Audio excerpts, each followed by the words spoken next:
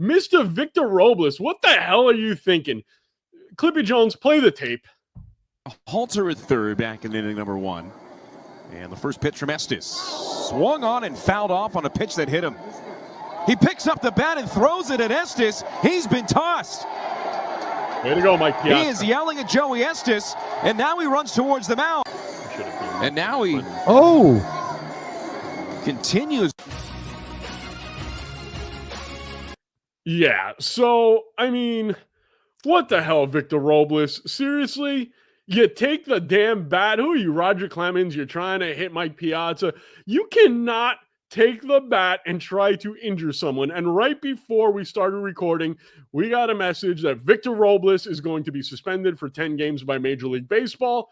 David, I have a whole bunch of thoughts on this. What are your thoughts on this whole situation? Well, April 6th, he was he put on the IL. He was diving into the stands, and he dislocated his shoulder. So that is why he is in a minor league baseball game. He is rehabbing, trying to come back from that shoulder. God, that's a good throw.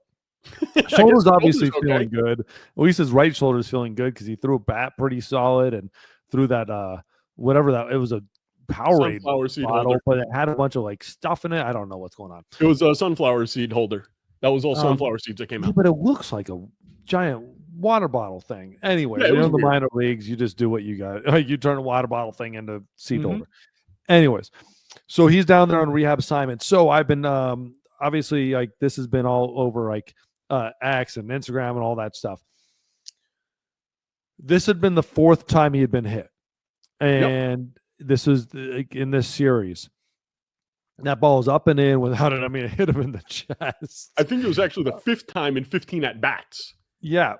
So there's a lot of different thoughts with this. One, that's a swing. Sorry, it's a strike. No matter what you want to say, like it is absolute BS if they don't call strike on that. Whether you get hit or not, dude, he swings the bat. Look at this. This is a full swing. Yeah, You're not getting out of it. He tried to hit that ball. Okay. I didn't go right to this. The catcher didn't see the bat throw. I don't think the catcher knew he threw the bat. That's the catcher's reaction. Because if you see the catcher, the full video, the catcher, that happens, he immediately starts talking to the umpire, which is stupid. Catcher job, immediately get between the players. If somebody gets hit, you get between the players. You talk to the umpire while you're handling your play, while you're handling the hitter. That is your job. You should never be turning your back on a guy that just got hit in the chest. Stupid. And then you see what happens. He throws a bat and he starts running out there. That's on you as a catcher for allowing that to happen. 2, either your team doesn't like you, the other team doesn't like you, or your pitchers are the absolute spineless POSs on that team.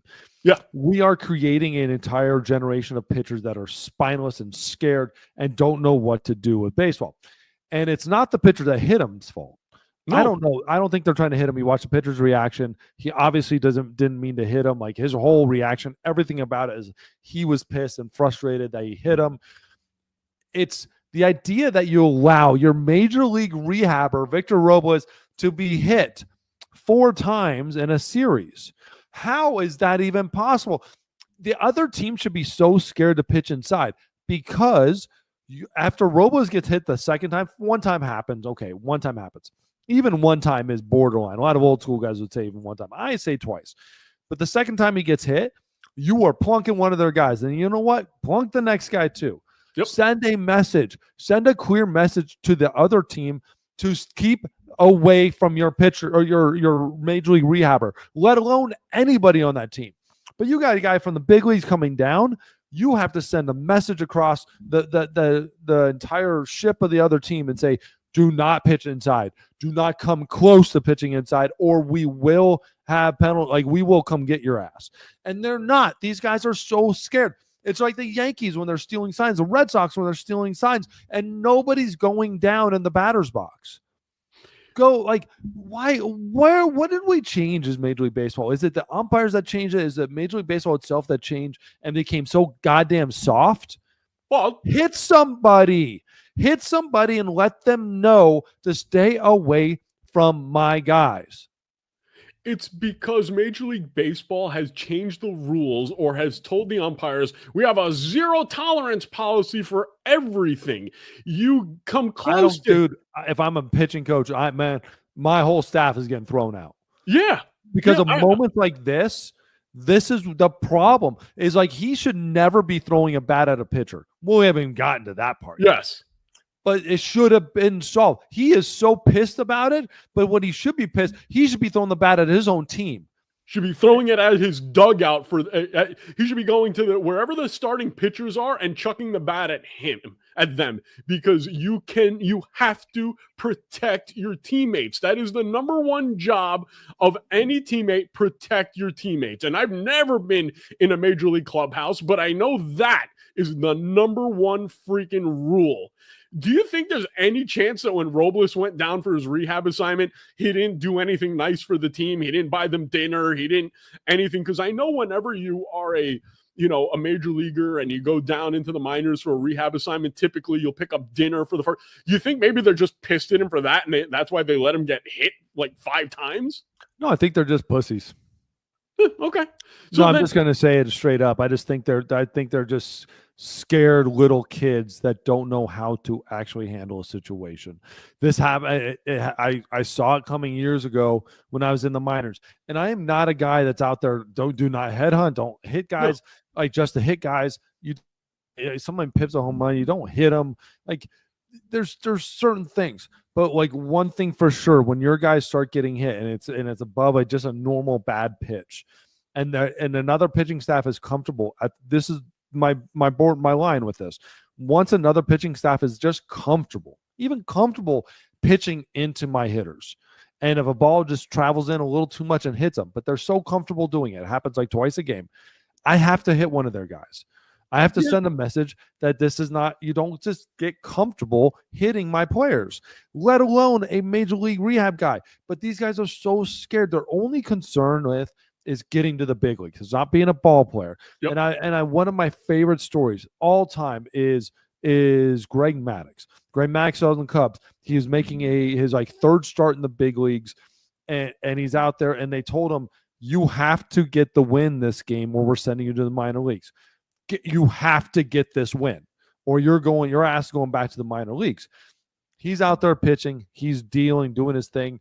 And I don't remember who it was. I don't remember the whole story. Someone gets hit and they get hit like again or something like that. Like you have to hit a guy. One of those moments, you have to hit a guy. They told him, don't do it, man. Like you're going to, like the other player said, you don't do it. And he said, no, screw that. He goes, I don't care. He ends up hitting a guy, gets thrown out the game, and thrown out in the 4th inning, doesn't get the win. So he ends up getting sent down to the minor leagues because he actually stood up for a teammate. You know what happens? Like 2 weeks later, he ends up coming back to the big leagues, never went down again because he's a goddamn stud. But every guy on that team probably respected him for what he did. Changed everything, their outlook on him. And like you immediately, if you're on that team, you're like, get that guy back up here. Get him up here. Like I want to be in a locker room with that guy. I want him on my team. I want the same jersey as that guy. That's a ball player. And we've lost that because I think rule changes, Major League Baseball is coming down on these guys. The umpires are so strict with all this stuff. And we've also lost the presence of veterans that were allowed to police the game without Major League Baseball or the umpires having to get involved. We've lost that. I had to learn it my rookie year. My real rookie year, I had to learn it very quickly. It took me a couple batters before I realized, like, hey, like this is serious business, and I never forgot it. And I never, ever, ever forgot it. And I played for 14 years. I tried to bestow that upon other people, and I got a lot of pushback from younger players saying, no, I'm wrong. Then that changed in Major League Baseball. All those players became the veteran players, and like they were teaching other players, don't hit them, don't do this, don't do that. It's a sad state of affairs. Do you want to make some money, David? I just had a brilliant idea. We can ghostwrite a book with Pedro called How to Be a Man on the Mound. Because if there's anybody who knows how to do it, it's freaking Pedro. And everybody knows the story. And if they don't, I'll say it really quickly. He was pitching against the Yankees one time. Kevin Millar got hit, and Pedro walks right up to him and says, who's it going to be? And it wasn't like, oh, should I hit him? No. Who's it going to be? And what did he do? He threw 2 fastballs in on the hands, and Alfonso Soriano and Derek Jeter ended up in the same hospital with broken hands. You don't hit my guy, or I'm going to freaking hit you. You don't get to do it for free. That's the thing about it. And you know what? In Major League Baseball, the way we talk about it, if my guy gets hit, my superstar gets hit, your superstar is going to get hit. Sorry. But then it's over. It's done. But then the pitching staffs have to change how they pitch, knowing that. And here's the thing: is like I know all Red Sox, Yankee fans, whatever. That rivalry is amazing, and Pedro is one of the very best at it. Roger was great too. Nolan was amazing at it. You look at like these great pitchers like Bob Gibson. Holy crap! The stories about him. And Nolan would send a rookie to the ground just because he thought you looked a little too good or you're a good player. He'd send you to the ground and just say, hey, like, you bunt on Nolan Ryan, he is going to put you on the ground the next bat. And that's that mentality. But what he learned was too, and one of the coolest stories is when somebody still next time up bunts again. That's then they earn their respect, saying, hey, all right, like I'm not going to be able to scare this guy. I got to actually just beat him. And that earns players respect is when they go out there and just don't hide behind their tail and between their legs and run away, is when they actually man up and say, this is my game. You don't have to like it, but I'm going to do it. All right, going full circle though, 10-game suspension for Robles. Was it enough? Was it too much? You give me your thoughts on that. We didn't even get to this. Threw the goddamn bat at the pitcher. Hell yeah, it was exactly right. And all 10 games have to be served in the big leagues. It can't be on a minor league assignment, all that stuff. 100%. But you know what it's going to do is Major League Mariners are just going to call him up as soon as possible. And so he serves those 10 games and just get it over with. But yeah, you have to. It's a 10-game suspension. I completely agree. That outburst, you can't do that.